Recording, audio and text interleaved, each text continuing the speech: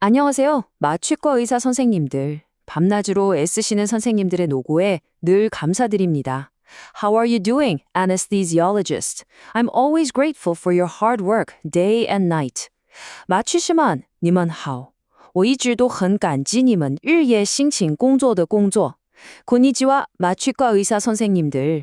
히로야데 간바테 쿠레르 센세노 로고니. いつもありがとうございます. 네, 오늘은 마취 후 회복실, 우리가 흔히 PACU라고 부르는 곳에서의 환자 관리에 대해 아주 샅샅이 훑어보는 시간을 갖겠습니다. 첫 번째로는 PACU의 기본 표준과 가장 중요한 기도 관리에 대해 알아볼 거고요. 두 번째는 저산소혈증의 감별 진단과 치료, 세 번째는 혈액학적 불안정성, 그리고 네 번째 파트에서는 신장, 체온, 신경계 합병증을 다룰 겁니다. Finally, we'll wrap up with specialty care considerations and the all-important discharge criteria. 오늘 이 시간 PACU의 모든 것을 완벽하게 마스터하실 수 있도록 제가 도와드릴게요. 자, 그럼 첫 번째 파트부터 시작해 볼까요? 모든 환자 관리의 기초, 바로 PFCU의 표준과 기도 관리입니다. 이게 왜 중요하냐면요. 탄탄한 기본 원칙 위에서라야 어떤 응급 상황이 닥쳐도 흔들리지 않고 대처할 수 있기 때문이죠. So, let's start by establishing the foundation of care. 우리 마취과 의사에게는 항상 최우선 과제인 airway management에 대해서도 깊이 있게 파고들어 보겠습니다. 우리 PACU의 안전을 지키는 가장 기본적인 뼈대, 바로 미국 마취과학회 ASA가 제시한 5가지 표준입니다. 이건 그냥 권고사항이 아니라 환자 안전을 위한 non-negotiable checklist라고 생각하셔야 해요. 첫째, 모든 환자는 예외 없이 적절한 관리를 받아야 한다는 대원칙이고요. 둘째, 환자 이송 시에는 반드시 환자 상태를 가장 잘 아는 마취팀 멤버가 동행해야 합니다. Third, upon arrival, there must be a thorough verbal report to the PACU nurse. It's not just a handoff, it's a formal transfer of responsibility. 넷째, 환자가 PACU에 머무는 동안에는 산소와 환기, 순환, 의식, 체온 이 5가지를 끊임없이 평가해야 하고 마지막으로 퇴원의 최종 책임은 의사에게 있다는 점까지 이 5가지 꼭 기억해 주세요. 자, 그럼 이 표준들이 실제 임상 현장에서 어떻게 적용되는지 구체적으로 보시죠. 이 표가 바로 그 내용입니다. 역시나 가장 중요한 건 호흡과 순환, 즉 ABC시죠. 기도 개방성, 호흡수, SpO2, 심박수, 혈압은 정말 1초도 눈을 떼면 안 됩니다. 그리고 제가 정말 강조하고 싶은 건 바로 neuromuscular assessment. 만약 수술 중에 근이완제를 사용했다면 잔류 마비가 없는지 철저하게 확인하는 건 선택이 아니라 필수입니다. 여기에 더해서 환자의 의식 상태, 체온, 통증, 그리고 PONV까지 주기적으로 평가하고 수액 상태나 수술 부위 출혈 여부까지 꼼꼼히 챙겨야 합니다. 아니, 왜 이렇게까지 깔끔하게 다 확인해야 하냐고요? 바로 이 숫자 24% 때문입니다. 무려 18,000명이 넘는 환자를 대상으로 한 대규모 연구에서 밝혀진 PACU의 전체 합병증 발생률이에요. That's nearly 1 in 4 patients experiencing some kind of complication. 생각보다 정말 높죠? 우리가 왜 PACU에서 한순간도 긴장을 늦출 수 없는지 이 숫자가 모든 것을 말해주고 있습니다. 합병증의 종류를 좀 더 자세히 들여다볼까요? 가장 흔한 건 약 10%를 차지하는 오심과 구토, 즉 PONV입니다. 이건 환자 만족도에 큰 영향을 미치죠. 하지만 우리가 정말로 심각하게 받아들여야 할 것은 그 다음 순위들입니다. 약 7%의 환자에서 상기도 지지가 필요했고 약 3%에서는 저혈압이 발생했어요. While PONV is the most frequent complaint, the most life-threatening events are clearly airway and cardiovascular complications. 빈도수보다는 위험도를 항상 염두에 두어야 합니다. 그래서 지금부터는 가장 중요하고 또 빈번하게 발생하는 문제, 바로 상기도 폐쇄에 대해 집중적으로 다뤄보겠습니다. 왜 발생하는지 그 원인부터 시작해서 임상적으로 어떻게 문제를 알아차리고 또 신속하게 대처해야 하는지 자세히 살펴보도록 할게요. 패쿠에서 환자가 숨쉬기 힘들어한다. 그럼 우리 머릿속에는 이 5가지 원인이 순서대로 착착 떠올라야 합니다. 가장 흔한 건 마취제 효과로 인한 인두 근긴장도 소실. 그 다음은 우리가 정말 주의해야 할 잔류근 이완, 그리고 응급 상황인 후두경련, 또 수술 부위의 부종이나 혈종 같은 물리적인 원인도 생각해야 하고요. Lastly, never forget the patient's underlying conditions like obstructive sleep apnea. 이 5가지를 감별하는 것이 치료의 첫걸음입니다. 다시 한번 강조할게요. 기도 폐쇄의 넘버원 커즈는 바로 인두 근긴장도 소실입니다.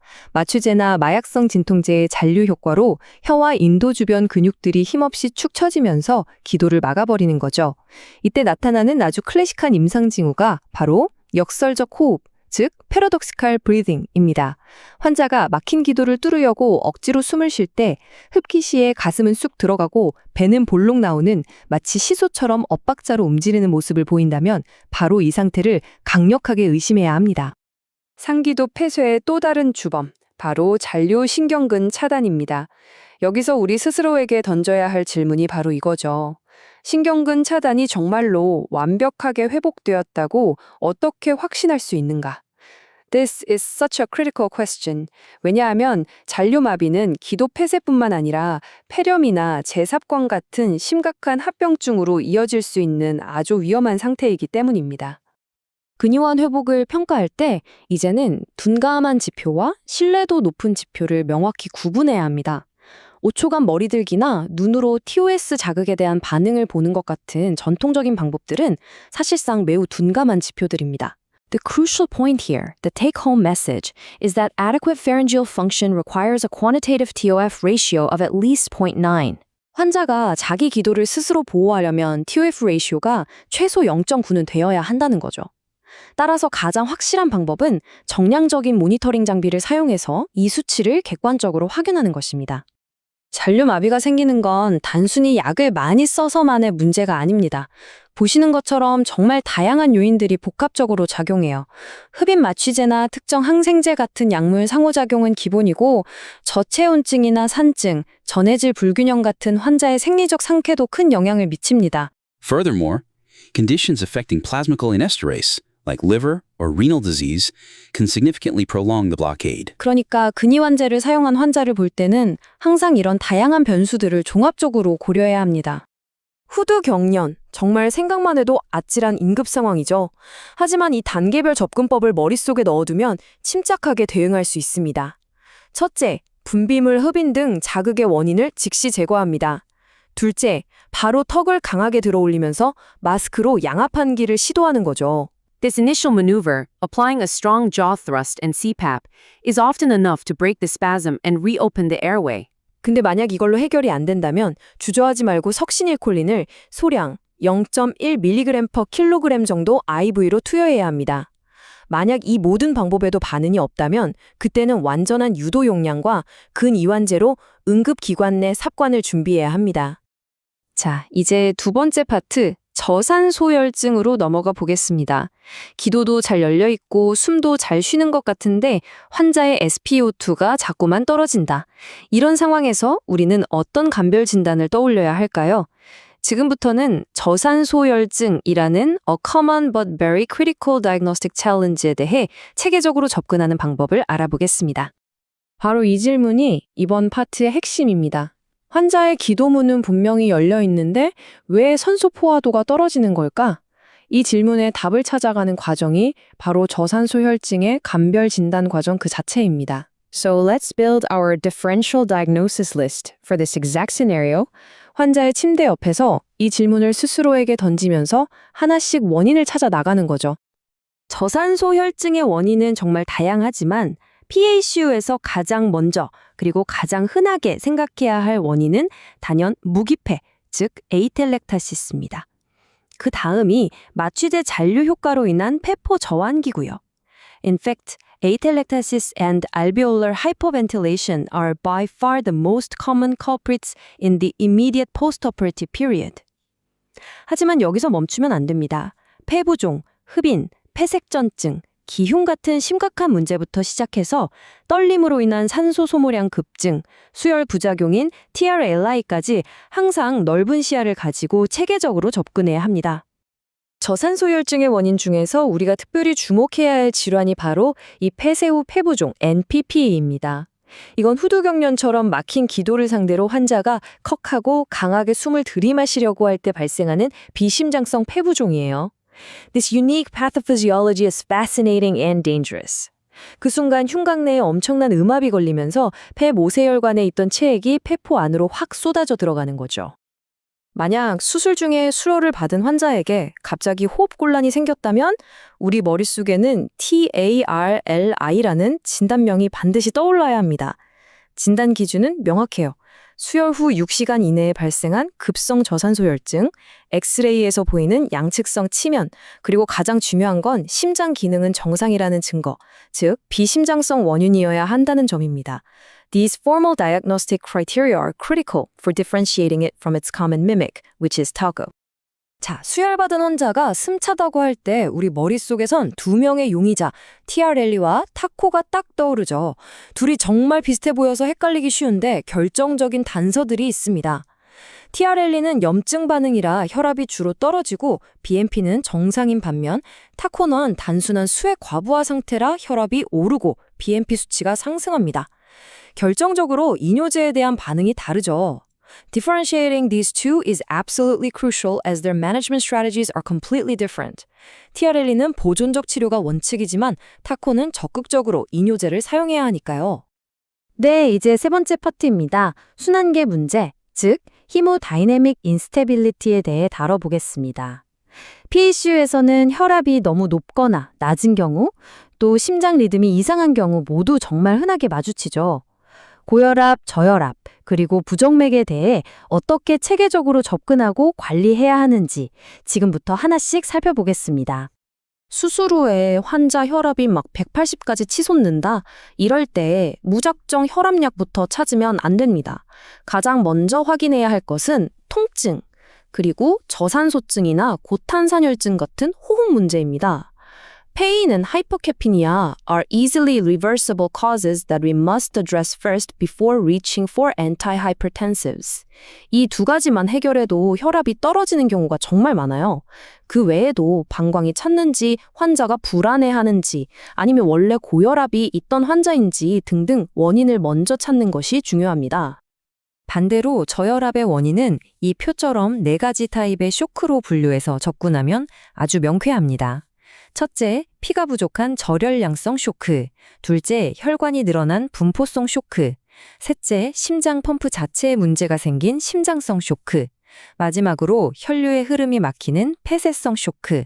This framework provides a structured approach to rapidly diagnosing and treating the underlying cause of hypotension. 왜 혈압이 떨어졌을까를 이 4가지 카테고리 안에서 생각하면 출혈, 폐혈증, 심근경색, 폐색전증 같은 원인들을 놓치지 않고 감별해낼 수 있습니다. 빈맥도 마찬가지입니다. 심박수가 빠르다고 베타 차단제부터 줄 게 아니라 왜 빠른지를 먼저 생각해야죠. 통증, 불안, 탈수, 저산소증 등 비교적 흔하고 교정 가능한 원인들이 대부분이에요.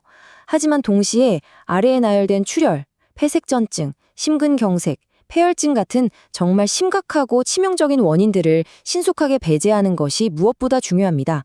The key principle is always treat the underlying cause, not just the number on the monitor.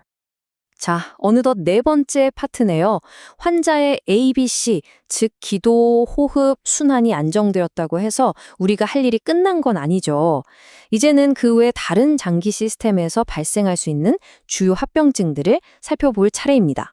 구체적으로는 신기능, 체온 조절, 그리고 신경계 문제에 대해 다뤄보겠습니다.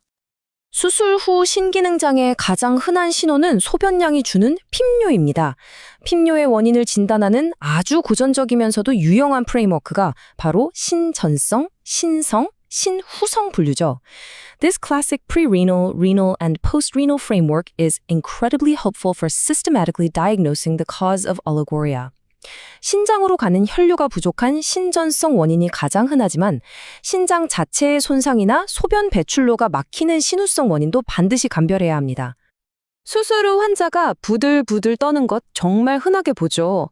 이건 마취로 인해 체온 조절 기능이 망가진 상태에서 수술 중 열을 빼앗겨 생긴 저체온증을 극복하기 위한 우리 몸의 처절한 반응입니다. 근데 이 떨림이 그냥 추운 걸로 끝나지 않아요. The clinical effects of shivering are very significant, including a massive increase in oxygen consumption by up to 400%, which can precipitate myocardial ischemia in vulnerable patients. 산소 소모량이 400까지도 증가해서 심장에 엄청난 부담을 주기 때문에 강제 공기 가온 장치로 적극적으로 체온을 올려주고 떨림 자체에는 메페리딘 소량을 투여하는 것이 매우 효과적입니다.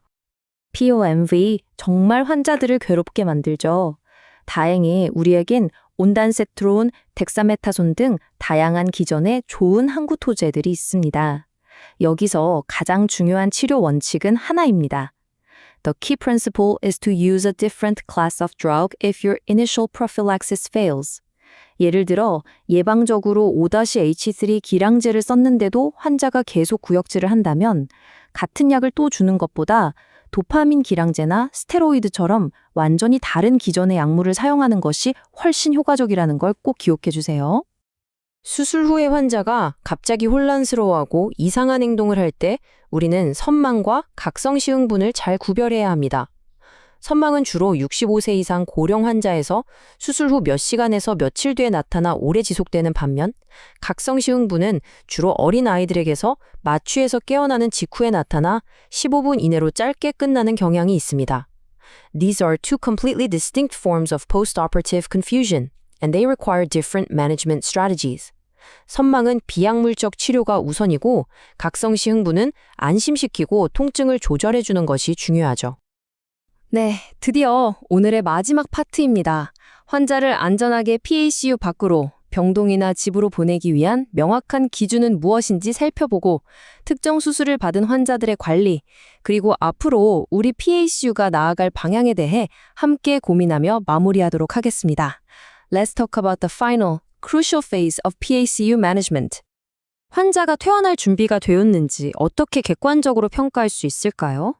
바로 이 알드레트 점수 시스템이 널리 사용됩니다. 활동성, 호흡, 순환, 의식, 산소 포화도의 5가지 항목을 각각 0, 1, 2점으로 평가해서 총점을 매기는 거죠. This objective scoring system helps standardize the assessment for PACU discharge readiness, minimizing subjective variability and improving patient safety.